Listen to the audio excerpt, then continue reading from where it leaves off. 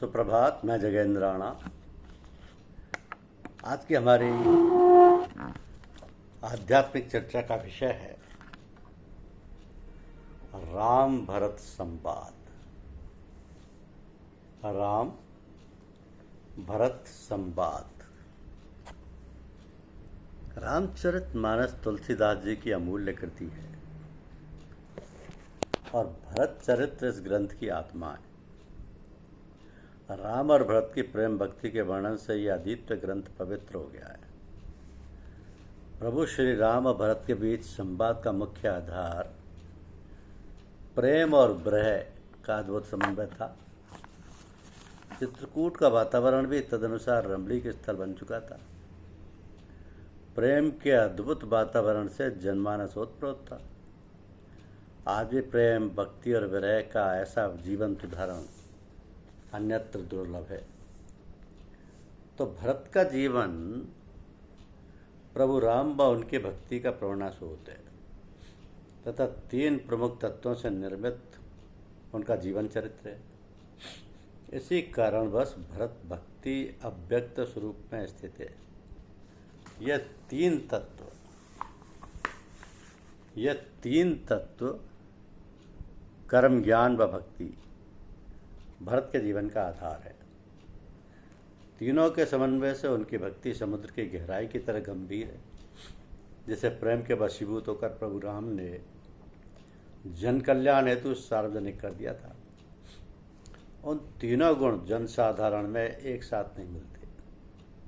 उक्त तीनों गुण, क्योंकि एक तत्व की प्राप्ति होने पर दूसरा तत्व उसे अंगीकार नहीं करता, अर्थात तीनों गुणों में अनुरूपता नहीं होती। चित्रकूट में माता कैकेयी की भी मनोदशा बदल चुकी थी और वह अपने पूर्व कार्यों का पश्चाताप कर रही थी। उनका मोह और राम प्रेम में परिवर्तित हो चुका था। मंत्रा के छलावे के दुष्प्रभाव से मुक्त अब उनके पश्चाताप के आंसू बह रहे थे।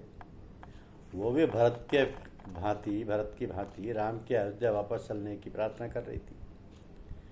इधर जनक जी को ज्ञात हुआ कि भरत जी अपने गुरु वशिष्ठ जी, सचिव, माता व अयोध्या वासियों सहित राम को अयोध्या वापस लाने के लिए चित्रकूट जा रहे हैं। जनक जी अयोध्या के इस दुखद समय पर स्वयं भी चित्रकूट के लिए प्रस्थान कर गए। तो चित्रकूट का वातावरण अत्यंत गंभीर था। गुरु वशिष्ठ व सुमंत जी गंभीर मुद्रा में बैठे राम को निहार रहे थे। सभी को भरत और राम के संवाद की प्रतीक्षा थी। सभी को यह विश्वास था कि राम का निर्णय विधिपूर्ण, तर्कपूर्ण व शक्ति के लिए कल्याणकारी, सभी के लिए कल्याणकारी होगा। प्रभु श्री राम ने उपस्थित जनसमूह को अपनी शील, शक्ति, प्रेम के बंधन में बांध रखा था। तो संपूर्ण वातावरण व जनसमूह राम में था। भरत का हृदय भी राम सीता में होकर प्रकाशपुंज हो गया था कि भरत हृदय सिय राम निवासु, तहीं के तिमिर जय तरन प्रकाश। गुरु वशिष्ठ ने मंत्रणा करने के उद्देश्य से चारों भाइयों, माताओं व जनक जी को आमंत्रित करते हुए अपने शिविर में बुलाया।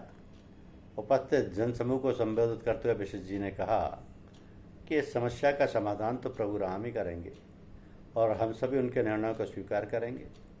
हम सभी को केवल अपना पक्ष राम के समक्ष रखना है। तो गुरु की आज्ञा से सर्वप्रथम भरत जी ने अपना पक्ष रखा और अयोध्या का सिंहासन प्रभु राम को सौंप दिया। भरत के नेत्रों से निरंतर अश्रुधारा प्रवाहित हो रही थी। अयोध्यावासियों की भी इच्छा भरत जी ने रखी। भरत जी का प्रस्ताव सर्वसम्मति से पारित हो गया। ये प्रस्ताव लेकर गुरु वशिष्ठ जी, जनक जी, प्रभु जी श्री राम के पास गए और भरत जी के करुणा में विचार व प्रस्ताव को प्रभु के समक्ष रखा गया कि गए जनक रघुनाथ समीपा, सन्माने सब रघुकुल दीपा।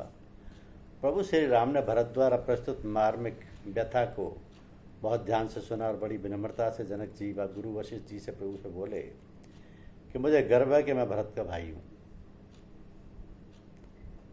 आप सभी मेरे पूजनीय हैं, अतः आपके समक्ष मेरा कुछ भी कहना अनुचित होगा। मैं शपथ देकर कहता हूँ कि आप लोग जो भी मुझे आज्ञा देंगे मैं सत्य मानकर वही करूँगा। कि राउर राय रजायस होई, राउर शपथ सही सिर सोई।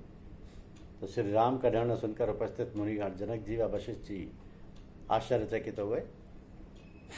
उनको इस निर्णय की अपेक्षा नहीं थी। उपस्थित जनसमूह स्तब्ध होकर भरत जी की ओर निहारने लगा। भरत जी राम के उत्तर से अवाक रह गए। उनको भी इस सहज निर्णय की आशा नहीं थी। तो भरत जी ने अपने अंदर उभरते हुए भातृ प्रेम के वेग को उसी प्रकार नियंत्रित किया जैसे कि कभी मुनि अगस्त ने विंध्याचल के बढ़ते हुए वेग को रोका था। कि सभा सकुच बस भरत निहारी, राम बंधु दर धीरज धारी। भरत जी ने समय की गंभीरता को समझते हुए उपस्थित जनसमूह को हाथ जोड़कर प्रणाम किया और विनम्र निवेदन करते हुए कहा कि आप लोग मेरे इस अनुचित व्यवहार को क्षमा कीजिए। मैं अपने छोटे मुख से कठोर वचन कह रहा हूँ।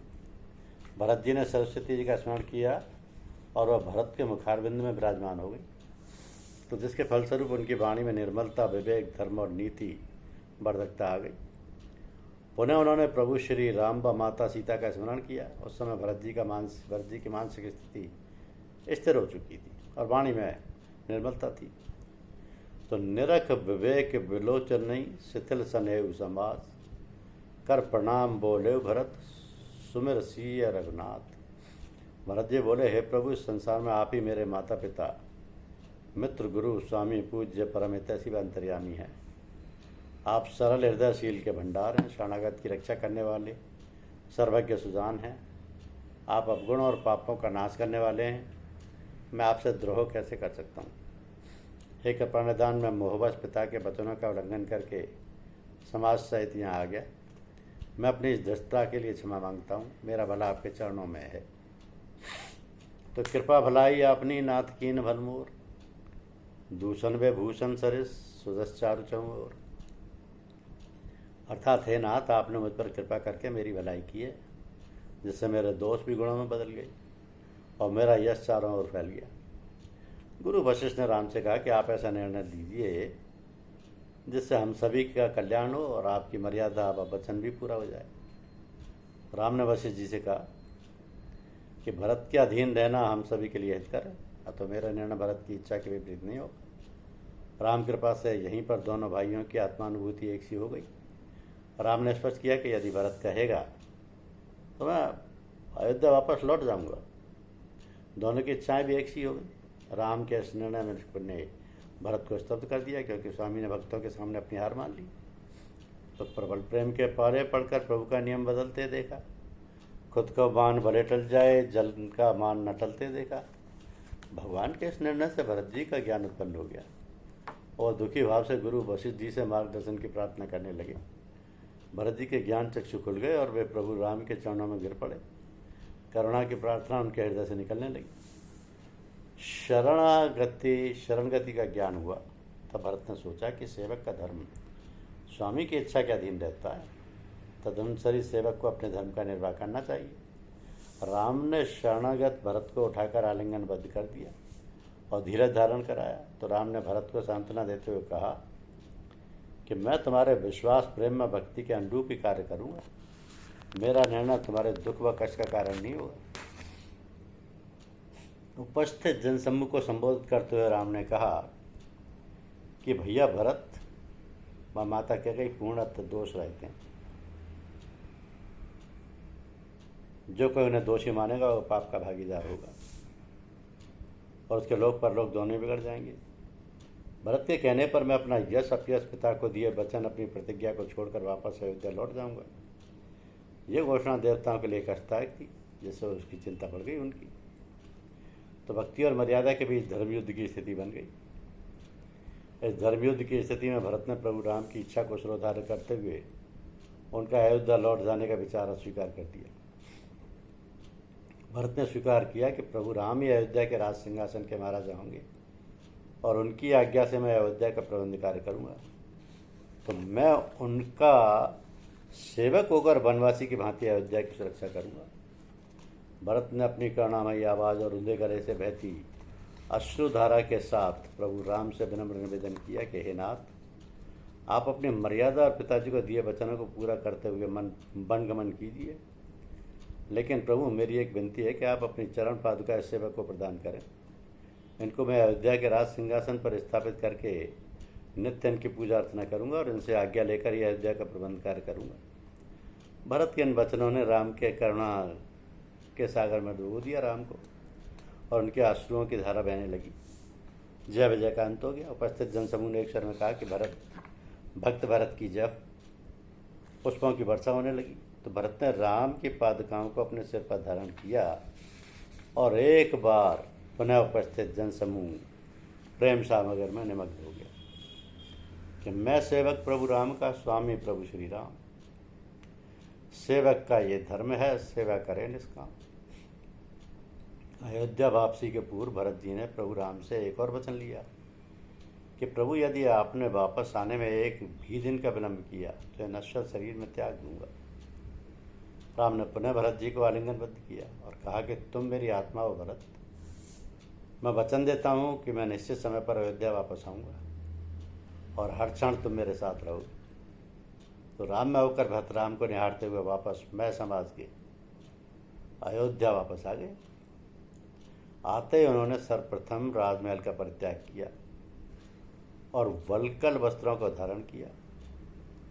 अयोध्या नगर के बाहरी सीमा पर नंदीग्राम में उन्होंने अपना निवास स्थान बनाया और धरा के ऊपर एक शिला पर राम पादुकाओं को विधि विधान से स्थापित किए और अपने शयन हेतु धरा के नीचे पणों की सैया बनाई। पादुकाओं का नित्य पूजन करके उनकी आज्ञानुसार अयोध्या का राज्य संचालित किया। तो आज भी भरत की भक्ति उपमा रहित है। भरत जी की भक्ति राम जी के प्रति उपमा रहित है, क्योंकि ये जो चित्रकूट में राम भरत संवाद हुआ ये अद्वितीय है। तुलसीदास जी ने जो अपनी इस अमूल्य कृति में भरत चरित्र के जो बखान किया है वो इस ग्रंथ की आत्मा है। राम और भरत के प्रेम की भक्ति के वर्णन से ये अद्वितीय ग्रंथ पवित्र हो गया है। प्रभु श्री राम और भरत के बीच का संवाद का मुख्य आधार प्रेम और विरह का अद्भुत समन्वय है। चित्रकूट का वातावरण भी तदनुसार रमणीय स्थल बन चुका था, क्योंकि प्रेम के अद्भुत वातावरण से जनमानस ओतप्रोत था। आज भी प्रेम, भक्ति, विरह का ऐसा जीवंत उदाहरण अन्यत्र दुर्लभ है, क्योंकि भरत का जीवन प्रभु राम के प्रेम व उनकी भक्ति का प्रेरणा स्रोत है तथा 3 प्रमुख तत्वों से निर्मित उनका जीवन चरित्र है। इसी कारणवश भरत भक्ति अव्यक्त स्वरूप में स्थित है। ये 3 तत्व कर्म, ज्ञान व भक्ति भरत के जीवन का आधार है। तीनों के समन्वय से उनकी भक्ति समुद्र की गहराई की तरह गंभीर है, जिसे प्रेम के वशीभूत होकर प्रभु राम ने जन कल्याण हेतु सार्वजनिक कर दिया था। और तीनों गुण जनसाधारण में एक साथ नहीं मिलते, क्योंकि एक तत्व के प्राप्ति होने पर दूसरा तत्व उसे अंगीकार नहीं करता, अर्थात तीनों गुणों में अनुरूपता नहीं होती। चित्रकूट में तो माता कैकेयी की भी मनोदशा बदल चुकी थी और वो अपने पूर्व कार्यों का पश्चाताप कर रही थी। उनका मोह भी अब राम में परिवर्तित हो चुका था मंत्रा के छलावे के दुष्प्रभाव से मुक्त। तब उनके पश्चाताप के आंसू बह रहे थे। वो भी भरत की भांति राम के अयोध्या वापस चलने का प्रार्थना कर रहे थे। तो ऐसा पवित्र स्थान, पवित्र संगम और इतना मूल्यवान राम भरत संवाद था। धन्यवाद।